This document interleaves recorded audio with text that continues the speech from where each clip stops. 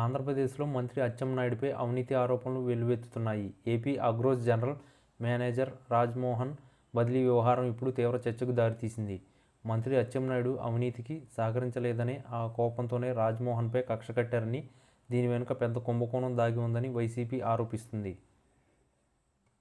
వ్యవసాయ యంత్ర పరికరాలు తయారీదారులతో మధ్యవర్తిత్వం చేయాలని మంత్రి పేషీ నుంచి జీఏ రాజ్మోహన్పై తీవ్ర ఒత్తిడి వచ్చిందని ఆరోపణలు వెల్లువెత్తుతున్నాయి. కానీ రాజ్మోహన్ ఈ అవినీతికి సహకరించడానికి నిరాకరించడంతో ఆగమేఘాలపై అతన్ని నెల్లూరుకు బదిలీ చేశారని వైసీపీ నేతలు అంటున్నారు. ఈ బదిలీ అర్హత లేని, గతంలో అవినీతి ఆరోపణలున్న ఒక జూనియర్ అధికారిని జీఏ పోస్టులో నియమించాలనుకున్నారని ఆరోపణలు ఉన్నాయి. తనకు జరిగిన అన్యాయంపై రాజ్మోహన్ ముఖ్యమంత్రి కార్యాలయానికి ఒక లేఖ రాశారు. ఈ అడ్డగోలు దోపిడీకి సహకరించలేదని, తనను ఇలా బదిలీ పేరుతో వేధిస్తున్నారని ఆయన లేఖలో ఆవేదన వ్యక్తం చేశారు.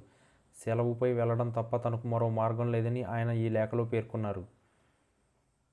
ఈ వ్యవహారంపై ప్రతిపక్ష వైసీపీ అధికార కూటమిని టార్గెట్ చేసుకుని విమర్శలు గుప్పిస్తుంది. ఇదేనా మంచి ప్రభుత్వం, ఇదేనా నిజాయితీ అంటూ వైసీపీ నేతలు కూటమి ప్రభుత్వాన్ని ప్రశ్నిస్తున్నారు.